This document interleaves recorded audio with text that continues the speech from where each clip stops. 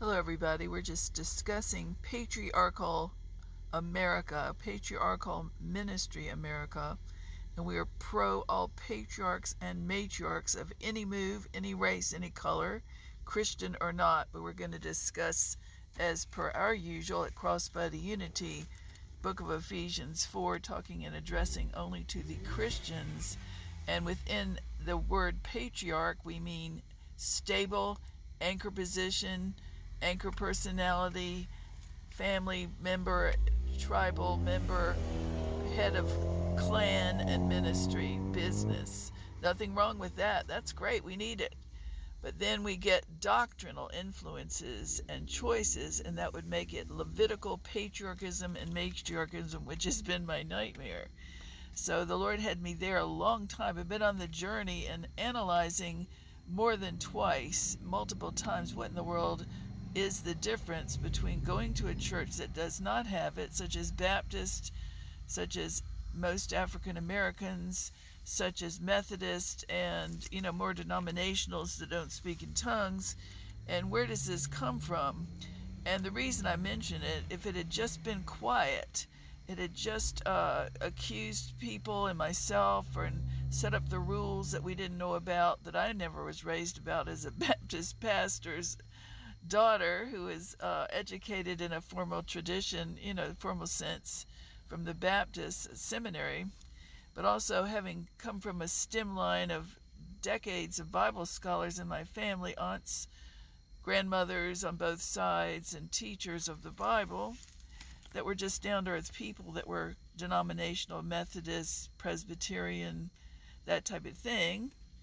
Then I'd never heard of that. So nobody, it was a brand new surprise, in fact, that I never knew about it. That's why I mention it, to warn people that when the Holy Spirit moved and the charismatic movement after the Jesus people on up started to have TV influence and bigger moves came, and then they started to get more commercial, publicized and caught on.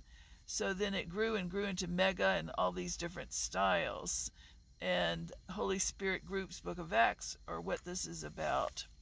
So within a group, you can have authority, teaching authority, and governing authority, which I always was like, family. Christian ministry is supposed to be like family, the church.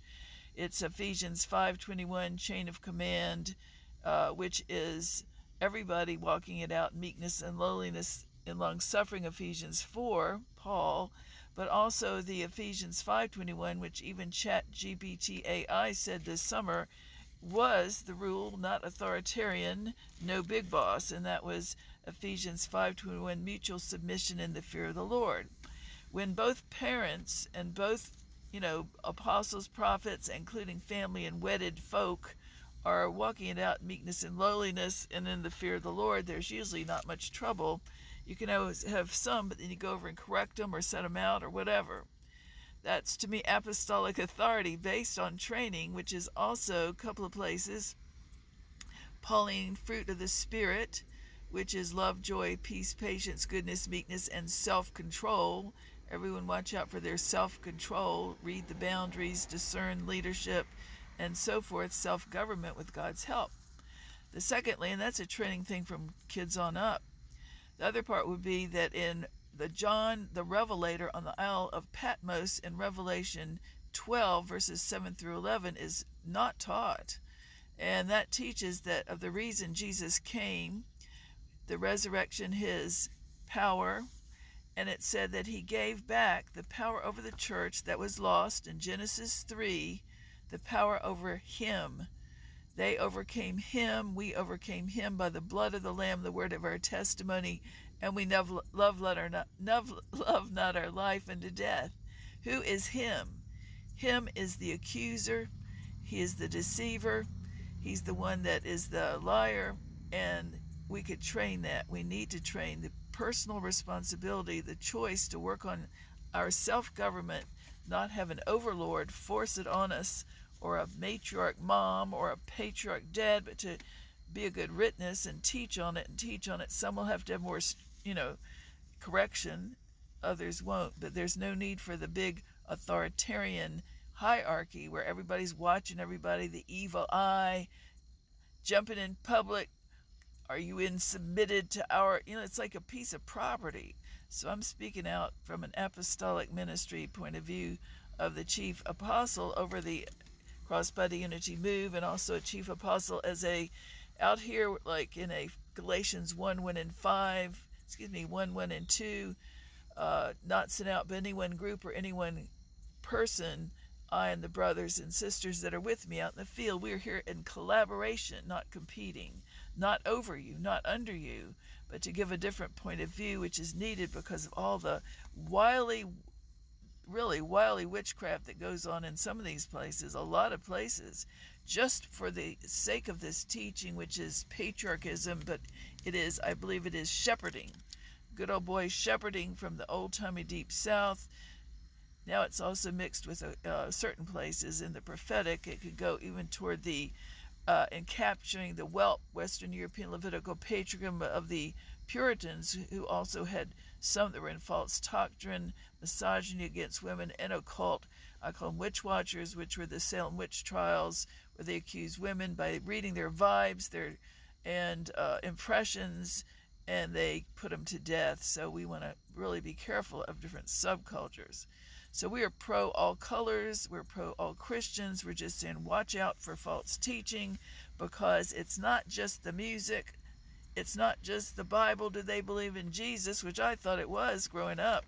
It's also governing layers of different kinds of doctrines that you have. I call it the doctrinal bathwaters that you come across in just visiting or repeat attending. You don't notice it for a while, but after a while you'll notice how the relationships are, how the hierarchy is, how the people are either speaking to you, relating like Paul says, Ephesians 5:21, as well as the elders and leaders, or are they acting in James 3:17 like a real good person should? The wisdom that comes from above, first of all, pure, peaceable, easily entreated, full of mercy and good fruit. Or are they keeping tabs, cult watching? Are they reading you and divining you and defiling you but never speaking? Like I said, it's gotten very cult-like, very monstrous, and very sad, because if you don't know about it, which I did not, you don't know the rules. See, the rules are there. As a person who knows the Bible, knows Jesus, you go in there and you think, oh, it's fellowshipping with the saints, classic fellowshipping, going to church. That's why I thought it years ago, before in the 80s and 90s, before I stumbled into this. It really got huge and awful toward a celebrity in the 2000s on. It's gotten really tough and dysfunctional. So now it's a lot of it reproduces itself, its own kind, its own thinking, in multiplied thousands upon thousands, maybe millions, many millions of 2 Timothy 3:1-5, including occasional 1 Timothy 6:5, and you can read those for yourself to watch out for that fruit. I say always watch out for the frowns of false doctrine, the scowls of false doctrine. When you look in a group, are they joyful? Are they happy? Do they have any, seeming joy in the leadership and staff? Are they looking too somber? That's a sign of Phariseeism. Levitical equals critical. So it isn't just going to church. It's not, but don't be fooled, because it's the bathwaters that, if you feel like you are being micromanaged, nobody's, there's an upper class, lower class system. There's a, people are being gossiped about. People are being, monitored. Are they going to church? Are they under a certain person? Are they church hopping? I mean, that is huge, and that really got my attention in the 90s on up. So we're just submitting some possibilities that you want to watch out for to keep yourself safe, because if they are doing the witch watching, the accusation of people and reading you, they're also targeting people and praying against them, which is occult, invisible, psychological, oppressive, demonic, and very evil witchcraft. So I would say get out, like Paul said. Hasten to get out. Now go by the fruit, because your children are being affected, maybe your marriage, maybe you're being biased against because you're a single or a woman or a black person or a person who's not a whelp, because that does happen. And this is what I found as an apostle on this journey, a chief apostle, teaching apostle of Ephesians 4 Crossbody Unity. God bless you. He loves them, but watch out.